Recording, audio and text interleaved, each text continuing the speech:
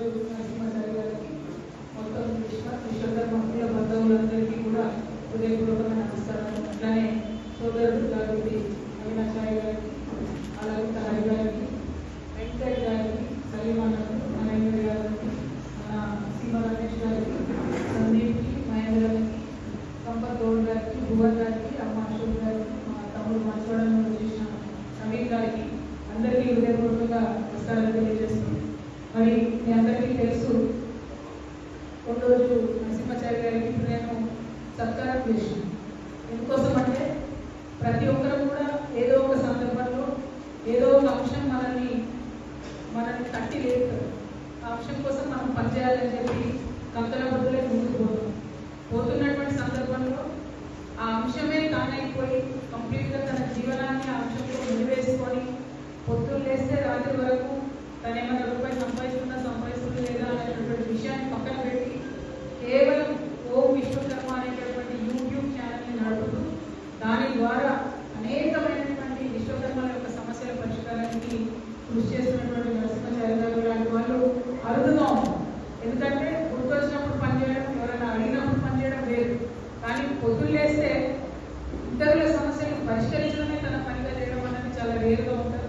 కాబట్టి నరసింహాచారి గారు మనస్ఫూర్తిగా నేను తెలంగాణ జాగృతి తరఫున ఒకరోజు నరసింహాచారి గారిని నేను ఎటో పోతున్నా మాట్లాడదామని పండగించుకొని పోయాను. అసలు ఈయన ఫోన్ అంబులెన్స్ అయ్యారు పోయినట్టే పోతారు. ఒకసారి ఆదిలాబాద్ ఏం చేస్తారు, ఒకసారి మహబూబ్నగర్ ఏం చేస్తారు, ఒకసారి ఇంకో గంట ఏం చేస్తారు. ఏంటి విషయం అంటే ఒక దగ్గర దొంగ పట్టుకోండి, ఇంకో దగ్గర పోలీస్ అంటే ఇంకో దగ్గర హాస్పిటల్ ఉన్నమాట, ఇంకో దగ్గర ఫీజు అంటారు. నిజంగా ఒక మనిషికి అంత టెన్షన్ తీసుకున్నప్పుడు కూడా చాలా ఇబ్బంది. కానీ సంపూర్ణంగా తన జీవితం మొత్తం కూడా విశ్వకర్మల కోసం అంకితం చేసినట్టుగా తను పనిచేస్తున్నాడు. కాబట్టి ఆ సమస్య గురించి మాట్లాడుతున్నప్పుడు తన కళ్ళు చెప్పగలిగింది. అది మామూలు విషయం కాదు. అందరికి పూర్తిగా మీద మాట్లాడేటోళ్లకు అసలు కూడా అట్లా అనిపించదు. ఆ సమస్య ఏంటి, దానికి డెప్త్ ఏంటి, దానివల్ల బాధపడుతున్నటువంటి వాళ్ళ పరిస్థితులు ఏంటి, ఆ ఆత్మహత్య చేసుకుంటున్న వాళ్ళ ఫోటోలు చూస్తే నిజంగా చాలా దారుణమైనటువంటి బాధ. ఇందాక నరసింహాచారి గారు మాట్లాడుతూ ఒక 2 అంశాలు చెప్పడం జరిగింది. ఒకటి 411 జీవో, మీ అందరికీ నేను వాగ్దానం చేస్తా ఉన్నా, 411 అనేటటువంటి యాక్ట్ సవరించే వరకు నేను మీ వెంటనే నడుస్తున్నాను. నాకు ఒక మంచి పేరు ఉన్నది, ఏదైనా పట్టుకుంటే ఇష్టపడదు. కాబట్టి నేను 411 యాక్ట్ని ఖచ్చితంగా వెంటబడి సవరించేంత వరకు కూడా ప్రయత్నం చేస్తాం. ఎందుకంటే అందులో లొసుగులు ఉన్నాయి. చాలా సందర్భాలలో ఎవరైతే మోసం చేయరు, ఎవరైతే అమాయకంగా వ్యాపారం చేస్తున్నాం అనుకుంటారో వాళ్ళు కూడా బలైనటువంటి విధంగా చట్టం ఉంటుంది. సరే, దొంగలు పట్టుకోవాలి కరెక్టే, కానీ దొంగలు పట్టుకునేటటువంటి క్రమంలో మరి కంప్లీట్గా వృత్తి చేస్తున్నటువంటి ప్రతి ఒక్కరిని కూడా నిరంతరం ఒక ఇన్సెక్యూరిటీ చేసేటటువంటి చట్టాలు ఎప్పుడు కూడా వాంఛనీయం కాదు. కాబట్టి అటువంటి చట్టాల సవరణ జరగాలి.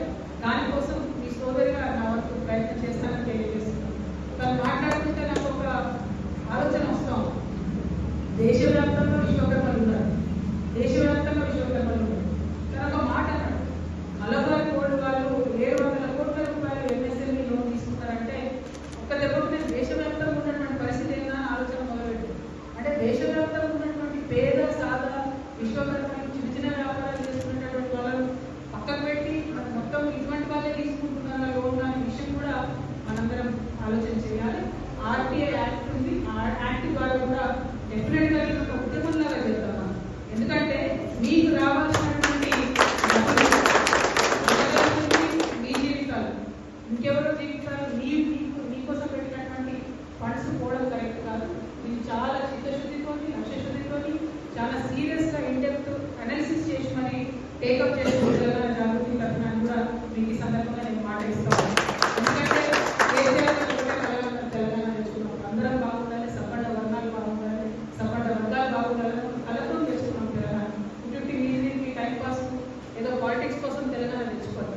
తెలంగాణ తెచ్చుకున్నంత సమూలంగా మన జీవితాల్లో మార్పు రాకపోతే అది మనలాంటి వాళ్ళకి తప్ప అవుతుంది. కాబట్టి ఖచ్చితంగా నరసింహాచారి గారితో మరి వారితో కంటిన్యూస్గా మేము జాగృతితో అసోసియేట్ అయ్యి పనిచేస్తాం. ఎందుకోసం అంటే ఒక ఆలోచన ఉంది, ఎక్కడికక్కడ మండల స్థాయిలో మాల్ల లాంటి కట్టియాలి, కట్టించి వృత్తి పనిదారులు అందరూ మన విశ్వకర్మతో పాటు వృత్తి పనిదారులు అందరూ కూడా ఇవ్వాలనేటటువంటి ఆలోచన కూడా ఎందుకంటే అటువంటి ఏవైతే పెండింగ్ ఉంటుందో వాటిని ఇప్పుడు మనం చేసుకోవాల్సినటువంటి అవసరం ఉంది. మరి దేశంలో తెలియకను కాపీ కొట్టుడు అలవాటు కాబట్టి కాంగ్రెస్ వాళ్ళు మేనిఫెస్టోలో కూడా అదే పెట్టింది. ఏమని ప్రతి మండలానికి కూడా ఒక మాల్ కట్టిస్తాం, ప్రతి జిల్లా హెడ్ క్వార్టర్లో 5 ఎకరాల భూమి ఇచ్చి విశ్వకర్మ అందరి కోసం కూడా మేము కట్టిస్తామని చెప్పాము. కానీ మర్చిపోయి మొత్తానికి ఖచ్చితంగా దానికోసం మనం ప్రయత్నం చేద్దాం, వెంటబడతాం. వాళ్ళు కట్టే వరకు ప్రయత్నం చేద్దాం. వాళ్ళు కట్టకపోతే మళ్ళీ వచ్చేది నేనే కాబట్టి మేము ఎందుకంటే ఒక్కసారి అన్న మంచి మోడల్ అయిపోయినారు నరసింహాచారి గారు. మనము ఒక 60-70 మంది సొసైటీగా ఏర్పడే ఒక చిన్న ఎంఎస్ఎంఈ ఇండస్ట్రీ పెట్టుకుంటే మేమే ఒక 500 మంది పిల్లలకు జాబ్ ఇచ్చేటటువంటి పరిశ్రమగా ఎదగలుగుతాం. కాబట్టి ఖచ్చితంగా మాకు అట్లా ఏమైనా ప్రయత్నం చేసి పెట్టండి అన్న. ఆ ప్రయత్నాలు చేస్తూనే హక్కుముక్తంగా ప్రభుత్వం నుంచి రావాల్సినటువంటి అంశాల మీద కూడా ఈ వైపున ఉండి నేను పోరాటం చేస్తానని తెలియజేస్తాను. మళ్ళీ కూడా పొద్దున వచ్చినటువంటి విశ్వకర్మకి సంబంధించినటువంటి సోదరులు వేరే వాళ్ళు కూడా వచ్చినారు. వాళ్ళంతా కూడా నాకేం చెప్పిందంటే ఈ ఇన్సూరెన్స్ లాగా కూడా చేస్తున్నాం మేమని చెప్పడం జరిగింది. వృత్తి పనులు చేసేటటువంటి టైంలో రకరకాల యాక్సిడెంట్స్ అవుతాయి కాబట్టి ఇన్సూరెన్స్ చేస్తామని చెప్పి లేబర్ కార్డ్స్ కూడా ఇస్తున్నామని చెప్పి వాళ్ళు చెప్పడం జరిగింది. అటువంటి మంచి కార్యక్రమాలు మనందరం కూడా అసోసియేట్ అయ్యాం. మనం కూడా తల ఒక చేద్దాం, వేస్తే అందరికీ కూడా లాభం జరిగేటటువంటి ఆస్కారం ఉంటుంది. అట్ ద సేమ్ టైం విశ్వకర్మలకు సంబంధించి మనం ఒక చిన్న విద్యానిధిని కూడా స్థాపిద్దాం. దానికోసం ఎట్లా ప్రయత్నం చేయాలి, నా పాప గురించి చెప్తా ఉంటేనే అనుకున్నాము. మీరు ఇక్కడికి నా దగ్గరికి వచ్చినారు కాబట్టి ఈ పాప బాధ్యత నేను తీసుకుంటాను.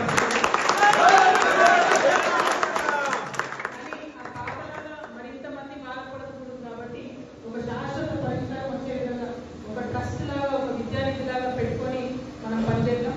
ఎందుకంటే ఇప్పుడున్న సర్కారుకు ఎంత చెప్పినా కూడా చెవుల ముందు శంఖం ఉందినట్టే ఉన్నది. ఫీ రియంబర్స్మెంట్ కూడా ఇస్తలేదు. మళ్ళా మొహమాటం లేకుండా అసలు మాట నాకు సిగ్గు లేకుండా అసెంబ్లీలో హామీ ఇస్తాడు ముఖ్యమంత్రి గారు, మేము నెక్స్ట్ మంత్ నుంచే ఫీ రియంబర్స్మెంట్ రిలీజ్ చేస్తాము. ఇంతవరకు దాని గురించి మాట్లాడేటువంటి పరిస్థితి లేదు. చిన్న స్కూళ్ళు మూతపడుతున్నాయి, పేరెంట్స్ పిల్లలు చదువుకోలేని పరిస్థితి.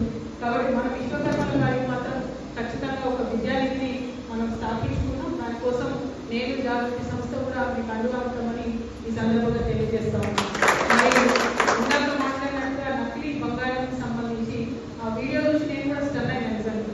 ఎందుకంటే చూస్తే మంచిగా అద్భుతం ఉంది వడ్డారు. ఆ మనులు ఇంటి చూస్తే లోపల ఇంకో ముక్కలు లిటరలీ ఆ రోజు షాక్ అయినా ఇంత మోసం ఎట్లా చేస్తారు అని.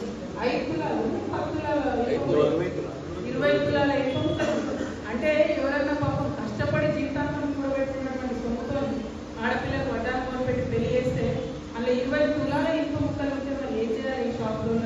దీని మీద కూడా కఠినంగా ప్రభుత్వాలు యాక్ట్ చేయాలని చెప్పి నేను కోరుతా ఉన్నాను. మరి అన్న కేసులో పోలీసు వాళ్ళు మరి ఎంత ముందుకు పోయారో నాకు తెలియదు.